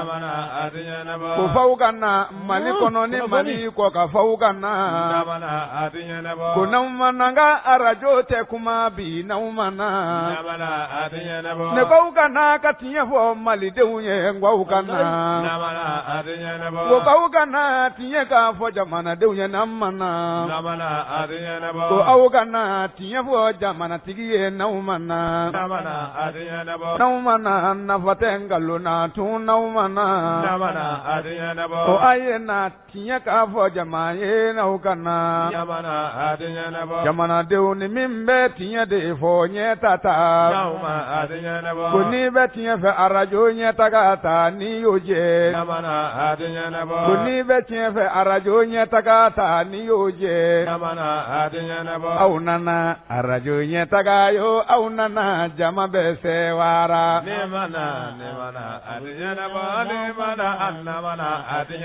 au nana arajo nyetaga nana au nale jama be sewara ko au nana nyetagayo au nale jama be sewara namana Parlo che ambifu amba nera ba fu arni mi to ni jam fo anye nyinin doke wari sombe na be fo abako Ecobank furako ni mamunu taru ko wari play ma chama be wuru ko wari ngana ngana muna onga mamun kam moye mangana ngana mulen munu meta wari mini ko ye ali diko do ya rebe kasura o e ka compte be Ecobank la ne Ecobank client bientôt samu quoi na compte be Ecobank la preta je samu kana wa client badi me war blay sangana wakati be me warta mbata mali kono mbata mali ko kan hali français mbata ma problème fo sur la flo ni wakati inte ko maintenant je crois bien depuis salo ni tara Ecobank la bita soro mo waro be no ubi wele itika retro ko fe me versement ko fe ba ko na versement ibna versement be ko bangere kono ube bangi kono na wala ube gisile kono ube bangere de kono donc e versement ke uma wata bali ba dama ube reçu dima reçu fangale nga Ecobank ba kan fangale ba kan établissement diko ali ba kan don do re de la ke comme toujours ne versement kuma ni versement kuma au moins ça avec chien bilan bon ou yene wele ko Ecobank express mo do no ali diko kam ko wi comme nga jete mena ya ka fo e nga client se be baye donc atun kadanye ikana nga local visiter mi nyem wele atiki ga numéro 73 61 88 86 73 61 88 86 Bokar Touré o yoro responsable doye mbete la valeur de dangay donc ako ngana yoro laje bon comme ne madelo lula parce que ne tita bang la ne nata wara tita njuru nata yi mbita de nga wara bisika basiki kuma bisika sécuriser donc ne maso ngatu waro laje bon le 16 kalo temale novembre ntara nga war blaw fi million nani wéru sudiano ñare reçura ela bon maintenant le 18 nana kana compte consulter comme million nani mi ñabla net chèque di mako rema ko nga warta o tara ko ma war soro mo problème tara nana kana consultation na ñaso wala ma ci compte ko no bon ñaadi minu fena ma ñaso fena ti bon ñera sen bank kono ko mako ko bank ni mako non foro ñoo ko ga barajo enen ngoko man ko ka barajo ka so an na flobe ngo bo de toutes les façons c'est pas grave parce que on tire ko do am bank di do mbora yeno ñinga renseignement ta nga ñi nunke ni ali digo re do ko no to ko Amadou fo ñoo soro téléphone ma soro mandi parce que à téléphone ta comment reba do ma barañu nga téléphone ta ko ka numéro 74 80 17 09 74 80 17 09 owe alira dogoni nya soro mo war ma jigi akoy ka war ma jigi ma jigi ko na jigi soni na o fi ta soro ble amena mun na ñoko no fa mun na ñoko no fa par filin taru ka direction na ko direction mi direction mi jeli bugula croix rouge carré la ali dugo re ga établissement ali dugo avec jeli bugula croix rouge carré la c'est comme ni bora dugo no pare da fe ibi ka tabu kas bugula ni sira croix rouge carré la station d'offre à droite ina fi bedo jeli bu kaburdo kono kaburdo da fe ni jigina o fe yana ki te garabal mi kaburdo yana ki te o ma da ba fi man da be droite fe ibe do kono do étage premier étage o be no n taara n y'a sɔrɔ un vendredi n y'a sɔrɔ pratiquement mɔgɔ fɛn fɛn b'u fɛ yen u ka agent de sécurité de responsable kelen tɛ yen n ko d'accord n ye nin faamu bon n seginna comme ne tun bɛ wari bila n bɛ mago de bɛ n ka wari la n bɛ baara de kɛ n'a ye n ka baara bɛ jɔ n bolo bolila fan o fan fɛ ma ɲɛ sɔrɔ ko la bon par fini n ko bon comme a bɛ nin cogoya ninnu na yanni n ka n sigi ten i jɔ n ka wuli avocat bɛ n bolo n ka taa ɲɛfɔ a ɲɛna n taara n y'a ɲɛfɔ n ka avocat ɲɛna n ka avocat ko ma ko prime abord Ecobank de responsable ye n ka taa Ecobank la n ka service juridique ɲininkali kɛ n ka taa n ka fɛn ɲɛfɔ là maintenant n'olu ye min fɔ en fonction de ça n'ale bɛ min kɛ ale bɛ se k'o dɔn bon n y'o sira ta parce que pratiquement Ecobank yɛrɛ la responsable caman bɛ yen ne n'u ye ɲɔgɔn ye i n'a fɔ fo ka se 3 ɲɔgɔnna ma kelen bɛ yen tɔgɔ Mojak ale bɛ yen pour aller premier étage la bon dɔ wɛrɛ bɛ yen o bɛ 5e étage la o de ye fɛn patron yɛrɛ o de bɛ fɛn bɛɛ kunna je crois bien ale tɔgɔ ko Av n sera ale ma a ye n bila ka na muso dɔ fɛ yen nɔ madame fɛn dɔ hakili t'a tɔgɔ la k'o de bɛ ka enregistrement kɛ nin ko ninnu na bon mais u b'i bisimila u bɛ kumakan dumanw fɔ i ye a si tɛ gɛlɛya f'i ye mais n'i k'u ma an b'an ka wari sɔrɔ don jumɛn o tun ni mɔgɔ cɛ an b'a wele bon an b'a wele mɔgɔ min b'a ka wari bila bi a b'a ta sini a balo de b'a la ka denbaya balo de b'a la n'ale ma baara kɛ a tɛ ka balo i n'a fɔ ne taara ɲɔgɔn na o ma ɲɛ foyi sɔrɔ ko la bon par fini nana bɔ yen n ko nin ko in bɛ yɔrɔ min na sisan i jɔ n ka plainte don n taara kan na ka n ka plainte kuma f'u ɲɛna u ko nin ko ka girin olu ma n ka taa soit transmite kɛ commune 1 tribunal la comme Diko ka établissement in bɛ yen de fɛ n ko problème t'a la an kɔni bɛ taa plainte tigɛ ali Diko tɔgɔ la a kama mais en temps normal ali Diko tɛ dɛ Ecobank de don bon de toutes les façons an m'a daminɛ ali Diko la n taara tribunal la n ye soit transmite kɛ mais soit transmite kɛ don min na o y'a sɔrɔ ali Diko yɛrɛ bɛ yen sur place a minɛlen don déjà a tun bɛ MCA la prison ba la u taara ta ka bɔ yen ka na n'a ye pour que ka se k'a entendu plainte min b'a kan yen ko hakɛ foyi t'a la ni affaire in na donc ne kɔni victime dɔ ye mais ne kelen tɛ victime ka ca a ka ca fo ka taa fɔ k'a to ten mais bɛɛ bɛ kasi n'i ta de ye ne kɔni bɛ yɔrɔ min na bi degun dan don a fɔra ko ali Diko yɛrɛ bɛ kasobonba la a bɛ yen n y'o de fɔ aw ɲɛna sisan confirmé a bɛ yen n taara plainte tigɛ don min na n y'a sɔrɔ a bɛ yen nɔ u ye n ka soit transmis dilan n ye ko n ka taa n'a ye brigade de gendarmerie la u ka PV monté ka na a bɛ verser dossier la contre lui donc an b'o stade de la jusque là ne sigilen don n mago bɛ salen don n bɛ min kɛ n t'a dɔn parce que an ye jagokɛlaw de ye an bɛ wari don an b'a bɔ an b'a dɔn an b'a bɔ an b'a san fɛnw na bi dɔrɔmɛ 2 tɛ n kunna balimakɛ e ko Ecobank na kɛ danaya banque ye tugun ka d'a kan nin kana mun kɔnɔ munnaw bɛ nin kana mun kɔnɔ mɔgɔ bila ka don banque kɔnɔna la ka taa fo ka taa se mɔgɔ ka wari nafolo ka t'o di a ka mɔgɔw ma bon y'a dɔn an kɔni ni banque ɲɛnama don est-ce que u bɛ nin kɛ ni degun b'i kan i tɛ se ka kuma k'a dama tɛmɛ mais bɛɛ bɛ don n'i ka nata de ye i bɛ taa sɔrɔ fana donna ni nata dɔ de ye ali Diko ko in na sinon ne bɛ Ecobank in na bientôt san mugan a ka ca san 15 kɔni ye n ma deli ka problème kelen sɔrɔ a la n ma deli ka juru ta a la n ka wari bɛ bila a kɔnɔ toute sécurité ni mago b'a la kuma o kuma n b'a sɔrɔ Mali la n b'a sɔrɔ jamana wɛrɛw kan i n'a fɔ Sénégal n'a ɲɔgɔnnaw n b'a sɔrɔ hali Faransi parce que n bɛ taa yen fɛnɛ n ma problème foyi sɔrɔ a la n ka carte bɛ n bolo min ka baara kɛ n'a ye mais nin sen in na k'a fɔ an ɲɛna kuma ka sumanan ni ala ye ne ɲuman bɔ nin na Ecobank ayi ne tɛ tɛmɛ a da fɛ o kuma kɔni banna pewu n tɛ tɛmɛ a da fɛ n ka maa tɛ tɛmɛ a da fɛ ni ne ka maa o maa ko ne ma ko e de bɛ taa Ecobank n b'a fɔ ala ka n'i ci jamana kɔnɔdenw ka kɔlɔbɛ nafolo ka taa maa wɛrɛ o ka taa jigin maa wɛrɛ ka compte kɔnɔna la e ka kuma kuncɛ kuma ye jumɛn ani ladilikan jumɛn b'i bolo k'a ɲɛsin jamana kɔnɔdenw ma ka d'a kan Mali caman ba de ka compte bɛ Ecobank la bon ne kɔni bɛ se ka min fɔ malidenw ye vraiment an k'an janto an yɛrɛ la an k'an janto an yɛrɛ la kɔrɔ ye jumɛn ye n'i ka nafolo b'i bolo an ka laadala ko kɔrɔlenw an laban bɛ taa o siraw fɛ ka dingɛ tigɛ i ka so kɔnɔ ka jigin a kɔnɔ sinon banque min fana bɛ yen n'i bɛ t'i jigi da o kan n'olu o ma ne dɛmɛ k'a ɲini n'u ma jɛ affaire la ko a tiɲɛna ka taa d'u ma a y'a lasago ne dun b'u ka droit sara parce que ko AG ninnu affaire tigɛ n kunna u ka juru tɛ n na ko ka n ka wari bɛ taa dun donc ne kɔni bɛ min fɔ maliyɛnw ye n t'a fɔ a ye Ecobank bila dɛ n'a y'aw cogo dɔn min filɛ ka ne sɔrɔ a kana n'aw sɔrɔ ne kelen tɛ ni ɲɔgɔnna caman don vraiment ni kɔni ne ka kuma kasikan ye aw yɛrɛ minnu ye radio baarakɛlaw ye n'aw sera ka wuli ka se Ecobank mɔgɔw ma ka recensement kɛ mɔgɔ victime ye joli ye ka se k'o dɔn ka tila k'u ɲininka yala an b'an ka wariw sɔrɔ cogo jumɛn na an b'a sɔrɔ wagati jumɛn na o bɛ ne dɛmɛ dɛ o de y'an ka laɲini ye an k'an sigi ten ne b'a dɔn wari tɛ ka dun mais a ka sɔrɔ kuma na ni sani y'a don kuma tɛmɛ vraiment bisa n'a ye kuma tɛ ni san kalo laban ye n y'o de fɔ ɲɛna n ko ne ka fɛn bɛɛ banna n denw bɛ taa l'école la n den dɔ bɛ yen pratiquement parce que ne tɛ denmisɛnnin ye cɛkɔrɔba a ye bac sɔrɔ école ma taa fɔlɔ n tun kɔni y'a don k'a don université privée la o yɛrɛ san kelen 400 000 francs ye o tun bɛ bɔ nin na o n'a ɲɔgɔnna caman n ka balo b'a la n ka commerce n bɛ sanni fɛn minnu san a bɛɛ bɛ san ne la ni n y'a san bi n b'a don ainsi de suite a bɛɛ bɛ ne la ne sigilen don bi ni n ka sɔnja mbi da su fente sunoko hami min ngam faka nta do mena ke cuwa mina ni fo yoro sidimulo kan sigi do ala makono yere kana fulo ibita jombo pour que awere ka se ka dala aw ka wuli do aw kana aw ne la me ko baw sa wuli ka se ko ma a gara se masro ne ko ma ita aveno abi do kala mala ayta mujak feno abi do kala mala mama no yawa no rete ni degre ka da ita no fe be ba kala ma resif lambulo namara dala de mba ko pitima ko bi ma ja ambi fu naumana arajo nyetagayo naumana nyamana adinya nabo ko naumana nyeta jama ko do naumana adinya nabo ko naumana dogi baru kuma sira naumana adinya nabo ko naumana tinyati kunundo do naumana adinya nabo ko naumana arajo nyetagala naumana adinya nabo ko naumana jama besigile no naumana kunamana lame ba jama sigi me naumana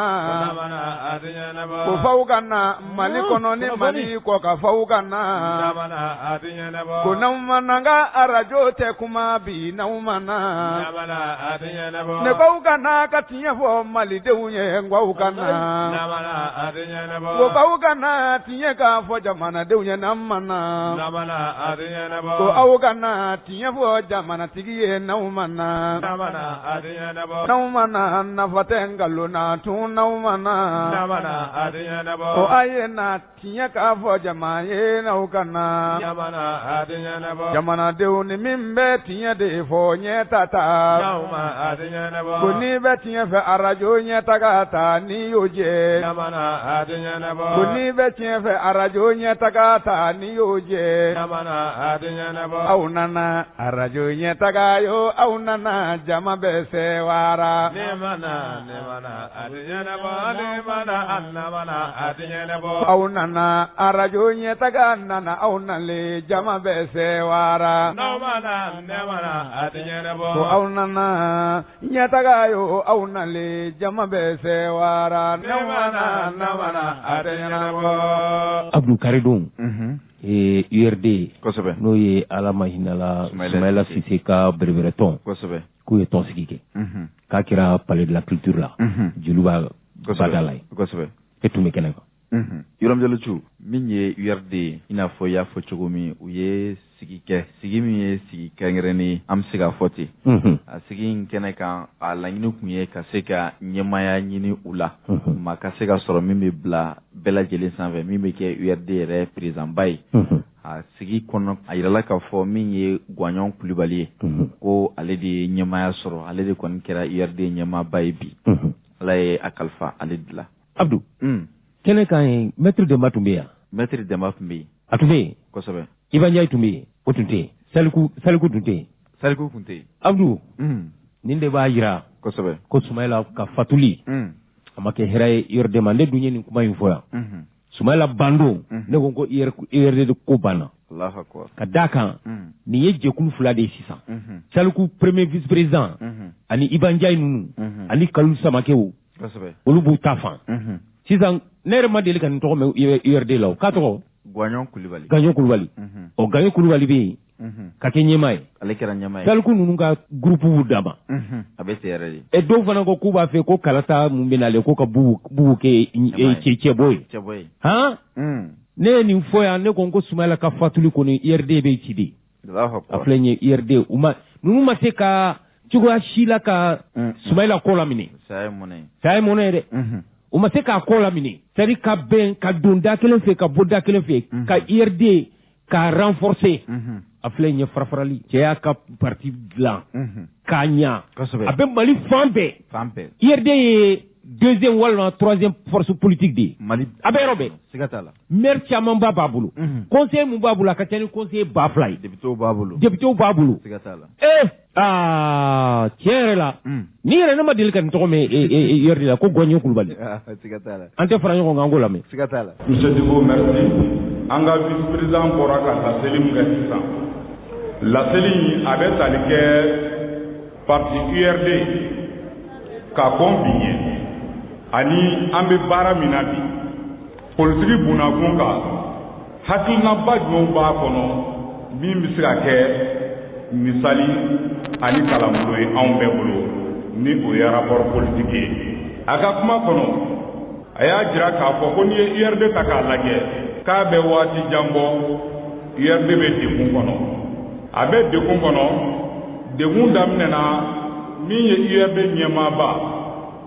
Sumela Sise Ala ka hinɛ a la ale darakila campagne senfɛ kalo 6 a y'o kɛ jihadistes bolo kanabila sɔrɔlen kɔfɛ a ma tɛmɛ kalo 2 bɔɲɔgɔnko kan Ala y'a minɛ anw na o kɛra gɛlɛya belebele parti URD ma o gɛlɛya kɛlen ka URD sɔrɔ baaraw bolo dara Sumela Sise ka janajaw bɛɛ lajɛlen tɛmɛlen kɔfɛ o kɔnɔ a yera joona joona ko gɛlɛya bɛ parti ka tagacogo la o hokumu kɔnɔ jateminɛw nana yira k'a fɔ min ye parti ka ɲɔgɔnyew ye kuma ni kuma an bɛ ɲɔgɔnye mun kɛ n'a bɛ fɔ a ma ko réunion statutaire olu nana kɛ o ti wele a kɛ kuma na hali ni wele kɛra a bɛ tun tɔndenw ka di waati hakɛya min kan ka di sanni ɲɔgɔn ye ka kɛ o ti kɛ ni sini don yalima sinikɛnɛ don bi de maaw bɛ ladɔnniya ko ɲɔgɔn ye bɛ yen n'an bɔra yen gɛlɛya wɛrɛ jumɛnw nana kɛ ɲɔgɔnyew bɛ kɛ nka parti yɛrɛ texte y'a laɲini cogo min na ko ni jama ma hakɛ dɔ fɔ ɲɔgɔnye ma kan ka sigi o jama hakɛ o tɛ ka labɔ tuguni n'a bɛ fɔ a ma ko kɔrɔmu n'an bɔra yen a tɔ nana kɛ hali ni ɲɔgɔnye kɛra ni bɛn kɛra min kan k'o kɛ gafew kɔnɔ o fana tɛ lawaleya ninnu kɛra gɛlɛyaw ye mun yera URD kɔnɔ teliyara o kɔfɛ jateminɛ wɛrɛ jumɛn kɛra a nana ye k'a fɔ walasa ka yɛlɛma yɛrɛ don parti ka tagabolow la bureau national u ye ko bɛɛ kɛ parti vice président fɔlɔ nɔfɛ an ka se ka taga jamalajɛna min bɛ kɛ sababu ye maa minnu daɲana ka se ka olu nɔnabila fo ka taa se tagabolo kuraw yɛrɛ dili ma parti la o senfɛ conférence nationale o ɲinina conférence nationale walasa a ka se ka sɔrɔ parti tɔndenw y'a laɲini saba o saba maa fila olu k'u tɛgɛnɔ bila walasa ka wajibiya ɲɛmaa ka o lajɛnba ka se ka kɛ o fɛnɛ laɲini o tora sen na ala ni an ka maabaw sababu président d'honneur commission min bɛ sugunadonni kɛ ani k'an kɔlɔsi n'an filila olu ka cɛsiri o kɛra sababu ye pétition danna sira la conférence o dira URD ma ka kɛ ni octobre kalo tile 23 ye san 2021 o conférence o nana kɛ cogo di tuguni maaw fɔra u jigi kɔ k'a sababu kɛ conférence tun kan ka baara fɛn fɛn boloda ni o ye bureau national ka san 1 baaraw ye u ka hakilinata k'o kan n'u jɛna n'a ye a ka don ba la n'u ma jɛn n'a ye yɛlɛmaw ka k'a la yalima k'a lasigi o baara ma se ka kɛ o kɔfɛ maa minnu donna parti la ko olu tun kan ka jɔyɔrɔ sɔrɔ parti kɔnɔna na o fɛnɛ baara ma se ka kɛ a nana kɛ ɲɔgɔn sama-sama ye ɲɛ foyi ma sɔrɔ ko la déléguéw nana cogo min na u segira o cogo la laɲiniw ma sabati mun nana ko yɛrɛ bɛɛ lajɛlen kɛ ko ye ka sababu kɛ URD ye nin gɛlɛya natɔla ye a mɛnna vice président ka fɔ la a ko n'i ye jateminɛ kɛ kabini Sumela Sise Ala ka hinɛ la a ka janaja kɛnɛ kan sama-samaniw kɛra janaja kunnafoni kan ka kala n'a fɔ ko oraison funèbre sama-samaniw kɛr'o la depuis jateminɛkɛla caman sigara nka a don kama jama fanba min bɛ yan olu de wulila k'u jɔ k'a jira k'a fɔ professeur Salifu Sanogo ale de bɛ nin discours kalan maa wɛrɛ man kan n'a kalanden ni ale tɛ o don kama miirinaw t'a la ko ka Salifu dɛmɛ a ka parti a ka sɛnsɛn fo an ka se an ka lasigibaa ma ni o ye prochain congrès ye nka mun nana kɛ tagabolow nana a jira k'a fɔ o ye gɛlɛya belebele ka sababu kɛ min ye parti vice président ye ale nana don fili belebele kɔnɔ fili min kɛra mɔgɔ ko ye dutigi y'a ɲɛnamɔgɔ choisi dudenw na k'a sɔrɔ a bɛɛ y'a den ye n'a kɛra ten dudenw tɛ se ka don da kelen fɛ gɛlɛya kun bɔra dɔɔni dɔɔni gɛlɛya dugu jɛra dɔɔni dɔɔni o kɔfɛ gɛlɛya belebele sabanan nana kɛ jumɛn ye an nana to nin bɛɛ kɔnɔ professeur Salifu Sanogo ale min ye kɛrɛnkɛrɛnnenya la parti premier vice président ye a nana cɛbɔ ko o girin kɔni o bila fiɲɛ fɛ o y'a sɔrɔ bureau national la a yirala k'a fɔ min ye ka ci bila cɛbɔw ka se k'u kanbɔ ko o kana kɛ damada fɔ ni commission dɔ sigira ka ɲɛfɔli kɛ ka bɛn tali kɛcogo kan mɔgɔ façon jumɛn bɛ se ka kɛ cɛbɔ ye wa a bɛ ta tacogo jumɛn na damada ni o ma kɛ ko wele kana kɛ ko ka candidature lase an nana bɔ mun kalama réseaux sociaux kan a fɔra ko cɛbɔya ko maaw bɛ se k'u kanbɔ wa maaw bɛ se k'u kanbɔ cogo di ko n'i bɛ section min na i b'a fɛ ka kɛ cɛbɔ ye e bɛ se k'i kanbɔ ye mais ni e tɛ section na n'i ka section ni cɛbɔ tɛ i bolo ko e ni cɛbɔtigiya man kan maaw ye degun sɔrɔ o la kosɛbɛ ni cɛbɔ taara a bɛ ta section bɛɛ de tɔgɔ la n'a fɔra ko ni cɛbɔ tɛ e bolo i ka section na i man kan ka cɛbɔ bɔ o fana kɛra gɛlɛya ye o kɛlen minnu bɛ kuma anw ni ɲɔgɔn cɛ n'o ye commission maaw ye olu wulila k'u jɔ k'a fɔ nin kɛcogo in n'a ma lajɔ a bɛ kɛ baara ye nka o bɛna ta a kɛra o kɛcogo la ka taga cɛbɔw y'u kana bɔ mun nana kɛ gɛlɛya ye cɛbɔ kelen ye yaala daminɛ Mali kɔnɔ a taara Kayi a taara Segu a taara Tɔnbɔkutu a taara Sikaso ale kelen bɛ yaala a bɛ t'i yɛrɛ ko fɔ jamanaden ye cɛbɔ tɔw olu bɛ dibi la k'a sababu kɛ ale ni parti vice président olu diɲɛ bɛ ko ma olu bɛ se k'u sago kɛ tɔw tɛ se ka fɛn bɔ a la dusumakasa barika nana bonya dɔɔni dɔɔni tɛ tɔ to ko la a laban min balila ni o ye pétition ye k'a wajibiya an ka sigi kɛ ka falen don kow la min ye bureau national jama fanba u y'o baara kelen u tɛmɛna n'o ye u tun bolo kumaɲɔgɔnya min kɛra u ni ɲɔgɔn cɛ k'o bɛ se ka kɛ sababu ye ka gɛlɛya ni basi nka min ma fara kan fɛn ma bɔ a la o kɔfɛ mun nana kɛ commission dɔ nana sigi ko o commission cɛbɔ 9 min y'i kanabɔ ko o commission de bɛ hakili jagabɔ kɛ ka kelen sugandi o la ka laban k'o yira IRD jama la o commission min sigira maa façon mun kan ka ta ka bila commission in kɔnɔ o ma kɛ a kɛcogo la a kɛlen dɔw tɔgɔ kɛra commission na n'i y'a lajɛ jateminɛw bɛɛ la commission in a dilanna candidat dɔ de dɛmɛli kama o faamuya sɔrɔlen dɔw tɔgɔ tun bɛ commission na olu ko o tɛ taa nin commission baara la commission kɔni tora baara la yɛrɛ ye mais maa caman y'i ban a la fo ka na se bi ma o kɔfɛ gɛlɛya wɛrɛ jumɛn nana a nana laɲini ko parti yɛrɛ ka tagabolo n'a bɛ fɔ ko positionnement stratégique ko ka jɛkulu sigi an ka baara kɛ URD bɛ taga ni bolo jumɛn ye don nataw la o fɛnɛ ɲɛ foyi ma sɔrɔ o la ni bɛnkan fɛn fɛn taara o bɛ bila ye ɲɔgɔn yew tɛ k'a kɛ kuma na hali ni ɲɔgɔn ye kɛra laɲini ye min ye o tɛ sɔrɔ a kɔnɔ maa kelen bɛ na ka n'i nɔgɔn da bɛɛ la maaw t'u sago sɔrɔ ɲɔgɔn ye kɔnɔna na o kɔfɛ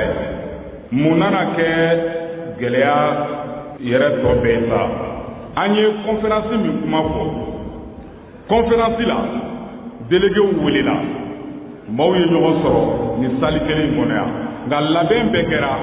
u yɛrɛ hakilinamɔgɔ ye mɔgɔ min ye k'olu sigi présidium na olu minnu tɛ ɲɔgɔn sɔsɔ ko la ka tɔw k'olu bali ka sigiyɔrɔ di olu ma a ko nana kɛ anw hakilina ye min ye an b'a latɛmɛ ɲɛjugu ɲɛɲuman o laban laɲini fɛn fɛn tun bɛ conférence kɔnɔ o fɛnɛ ma sɔrɔ n'an bɔra yen gɛlɛya min ni maa yɛrɛ tun ma sigi n'a ye k'a fɔ ko URD tɔndenw bɛ se ka ɲɔgɔn wele fanga la o kɛra kunna sini an kɔrɔ congrès bolodalen 2 tiers sɔrɔlen kɔfɛ Salifu ladɔnniya la maa o maa bɛ se ka décision ta a ko la bɛɛ ladɔnniya na o bɛɛ kɔfɛ wulikajɔw kɛra ko ka congrès a bali a laban furakɛli min sɔrɔla o kɛra ka taa tribunal la ka taa les 2/3 des membres du bureau national k'olu wele fanga la ko ka congrès bali an ka juge olu ye papier lajɛ olu y'a yira k'a fɔ laɲini min kɛra ta fanga tɛ olu la se tɛ olu ye ka laɲini a banba les 2/3 kan k'a sababu kɛ URD yɛrɛ sariya gafew kɔnɔ a yirala k'a fɔ an ka sariyakisɛ 58 kuma o kuma maa 3 o 3 ni fila jɛnna n'a ye ka tɛgɛnɔ bila ko ka sigi kɛ sigi kɛli ye wajibi ye damada ni kow bɛ o cogo la yamaruya tɛ olu bolo ka URD bali a ka sigi la a kɛra n fɔra n jigi kɔ n ye min ɲini ma o sɔrɔ mun wɛrɛ kɛra sɔgɔma in na laɲiniw nana kɛ ka sali kelen k'a da sɔgɔ ko sigi kana kɛ mɔgɔ caman da donna a la ala barika la da yɛlɛla an bɛ an ka sigi la o la bakurunba fɔ la ka kuma kuncɛ min ye congrès extraordinaire n'i ko i ka kun ɲɛfɔ a kun tɛ bila minɛn foyi kɔnɔ fo n'a kɛra URD bitɔ don URD tiɲɛtɔ don an ka wuli k'an jɔ ka URD sama ka bɔ kunbala la aw bɛ yan o de kɛnɛ ka di ɲɛmaaw bɛ yan o de kɛnɛ kan k'a daminɛ kabini sɔgɔma fo ka se sisan ma wa an bɛ ka taa sira min kan hakili la URD a kisira k'a sababu kɛ jaabi min bɛna bɔ bi baara la o de ye ɲɛtaga baara ye jaabi min bɛna bɔ nin baara la o de ye Sumɛla su kunkɔrɔ tali baara ye ka t'i sigi i k'i miiri ka to ka hinɛ kumaw fɔ ka ɲɛjugu bɔ ɲɛji mun yɛrɛ tiɲɛ fansi tɛ a la o tɛ Sumɛla kunkolo kɔrɔ tali ye dɛ a ye min ɲini n'a m'a sɔrɔ a balolen an mun balolen bɛ yan an ka o ɲini k'a kɛ a kɛcogo ɲuman na o de ye Sumɛla kunkɔrɔ tali ye aw ni ce aw yɛrɛ ye hakɛto bɛ kuma kan sallallahu alaihi wasallam Kulubali i ka teli bi dɛ yanni min n bɛ taa agence Kuba voyage la